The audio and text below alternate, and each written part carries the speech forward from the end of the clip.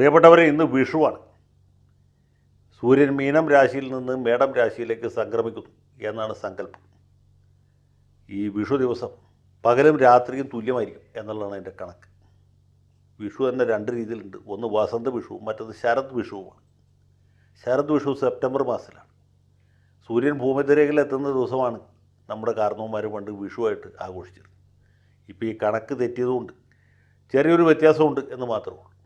അപ്പോൾ അതിൻ്റെ ഭാഗമായിട്ടാണ് കണിക്കൊന്നകൾ പൂക്കുന്നത്, ആളുകൾ കണി ഒരുക്കുന്നത്, കുട്ടികൾ പടക്കം പൊട്ടിക്കുന്നത്, മനുഷ്യർ ആഘോഷിക്കുന്നത്, അമ്മമാർ മക്കൾക്ക് വേണ്ടി പായസം ഉണ്ടാക്കുന്നത്. ഇത് കാർഷികമായ ഒരു ഉത്സവമാണ്. അപ്പോൾ ആ ഉത്സവത്തിൻ്റെ എല്ലാ നന്മകളും എല്ലാ പ്രേക്ഷകർക്കുമായിട്ട് ആദ്യം പങ്കുവയ്ക്കട്ടെ. അതോടൊപ്പം തന്നെ ഇന്ന് അംബേദ്കർ ജയന്തിയാണ്. ഇന്ത്യൻ രാഷ്ട്രീയത്തിലെ സംക്രമ പുരുഷനായിരുന്ന ഡോക്ടർ അംബേദ്കർ ഈ ദിവസമാണ് പൂജാതനായത്. ഇത് പണ്ട് കാലത്ത് അവധിയായിരുന്നില്ല. നമ്മുടെ വി.പി. സിംഗ് പ്രധാനമന്ത്രി ആയിരിക്കുന്ന കാലത്താണ് അംബേദ്കർ ജയന്തി അഖിലേന്ത്യാ തലത്തിൽ അവധിയായിട്ട് അംഗീകരിച്ചത്. അപ്പോഴാണ് കേരളത്തിലും ഇത് അവധിയായത്. ഏതായാലും അംബേദ്കർ ജയന്തിയുടെ ആശംസകൾ ഇതോടൊപ്പം തന്നെ നിങ്ങളെ അറിയിക്കട്ടെ. ഇനി വിഷയത്തിലേക്ക് വരാം. ഇന്ന് വിഷുവും അംബേദ്കർ ജയന്തിയുമായതുകൊണ്ട് മനസ്സിന് സങ്കടം തോന്നിക്കുന്ന കാര്യങ്ങളൊന്നും ഇവിടെ ചർച്ച ചെയ്യേണ്ട എന്നാണ് ഞാൻ വിചാരിക്കുന്നത്. ഇന്ന് വളരെ സന്തോഷകരമായ ഹൃദയാഹ്ലാദകരമായ ഒരു കാര്യമാണ് എനിക്ക് നിങ്ങളുമായിട്ട് പങ്കുവെക്കേണ്ടത്. ഇത് കഴിഞ്ഞ ദിവസം പത്രങ്ങളിൽ വന്നതാണ്. നിങ്ങൾ എത്ര പേര് ശ്രദ്ധിച്ചു എന്ന് എനിക്കറിയില്ല. കാലം ചെയ്ത മാർത്തോമ വലിയ മെത്രാപ്പൊലീത്ത ഫിലിപ്പോസ് മാർ ക്രിസോസ്റ്റം ഉണ്ടായിരുന്നു. നിങ്ങൾ അദ്ദേഹത്തെ ഓർമ്മിക്കുന്നുണ്ടാവും ഞാൻ വിചാരിക്കും. അദ്ദേഹം ദൈവശാസ്ത്രത്തിൽ അഗാധ പാണ്ഡിത്യമുള്ള ആളായിരുന്നു. വളരെ നന്മയുള്ള മനുഷ്യരായിരുന്നു. അതുപോലെ വളരെ ഫലിത രസിക്കുന്നവരായിരുന്നു.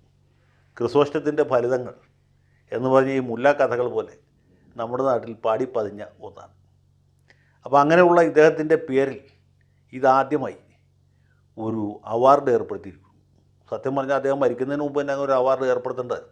കാരണം മാന്യന്മാരെ അവമാനിക്കാനായിട്ട് ഇതിനേക്കാൾ നല്ല വേറൊരു മാർഗ്ഗമില്ല. അങ്ങനെ ക്രിസോസ്റ്റം തിരുമേനി ജീവിച്ചിരുന്നെങ്കിൽ അവാർഡ് ഏർപ്പെടുത്തുന്നതിനെക്കുറിച്ച് പുള്ളി തന്നെ പല തമാശകളും ഉണ്ടാക്കി പൊട്ടിച്ചെന്നെ.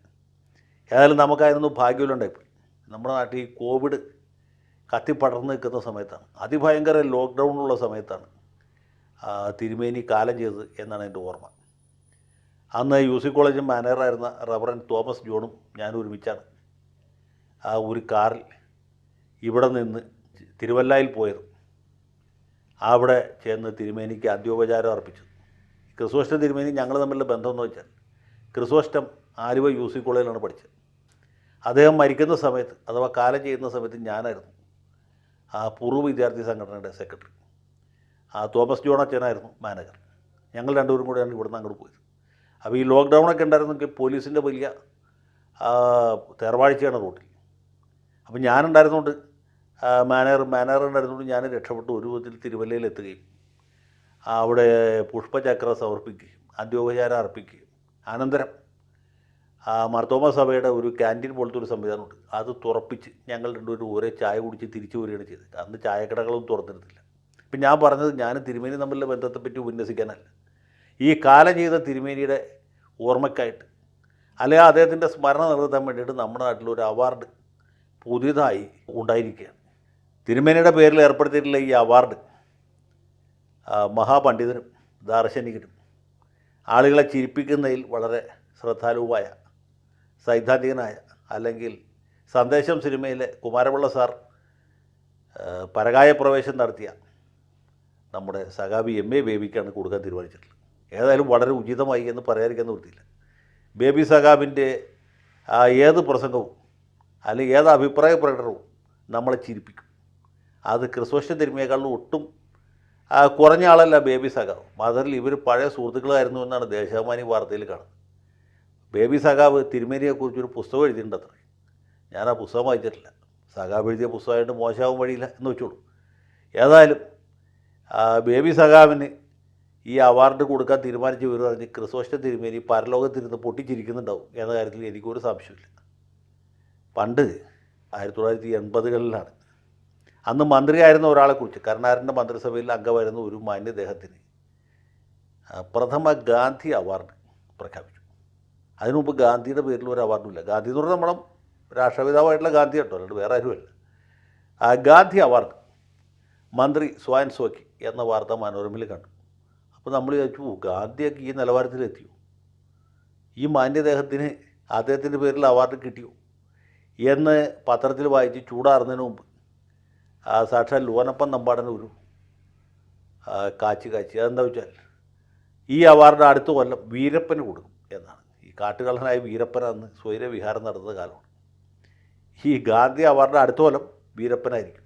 അപ്പം ഞാൻ ആലോചിച്ചത് ഇതാണ്, ഈ വർഷത്തെ ക്രിസോസ്റ്റം അവാർഡ് ബേബി കൊടുത്ത സ്ഥിതിക്ക് അടുത്ത കൊല്ലം ആർക്ക് കൊടുക്കും? മിക്കവാറും എം വി ഗോവിന്ദന് കൊടുക്കേണ്ടി വരും. അതിൻ്റെ അടുത്ത കൊല്ലം ആർക്ക് കൊടുക്കും എന്ന് ആലോചിച്ചിട്ടൊരു എത്തും പിടി കിട്ടുന്നില്ല. ഈ പരിപാടി കാണുന്ന ആളുകൾ ആലോചിക്കുക. ഈ വർഷത്തെ അവാർഡ് ബേബി സഖാവിനാണ്, അടുത്ത കൊല്ലം ഗോവിന്ദ സഖാവിനായിരിക്കും. അതിൻ്റെ അടുത്ത കൊല്ലം ആർക്കായിരിക്കും എന്നുള്ളത് മിക്കവാറും അതിൻ്റെ അടുത്ത കൊല്ലം ഈ അവാർഡ് നിർത്തലാക്കേണ്ടി വരും. കാരണം ഇവർക്ക് തുല്യരായ തമാശക്കാരായിരുന്നു ഇപ്പോൾ ഭൂമി മലയാളത്തിലില്ല. സുരാജ് വെഞ്ഞാറമൂടിന് കൊടുക്കേണ്ടതായിട്ട് വരും എന്നാണ് എനിക്ക് തോന്നുന്നത്. ഏതായാലും അവാർഡിതനായി തീർന്ന ബേബി സഖാവിനെയും അദ്ദേഹത്തിന് അവാർഡ് കൊടുക്കാൻ ചാലകശക്തിയായി തീർന്ന ക്രിസോസ്റ്റം തിരുമേനിയും അഭിനന്ദിച്ചുകൊണ്ട്, ആരെയാണ് കൂടുതൽ അഭിനന്ദിക്കേണ്ടത് എനിക്കറിയില്ല, അതുകൊണ്ട് രണ്ടുപേരെയും തുല്യ നിലയിൽ അഭിനന്ദിച്ചുകൊണ്ട് തൽക്കാലത്തേക്ക് വിട. എല്ലാവർക്കും ഒരിക്കൽ കൂടി വിഷുവിൻ്റെയും അംബേദ്കർ ജയന്തിയുടെയും ആശംസകൾ.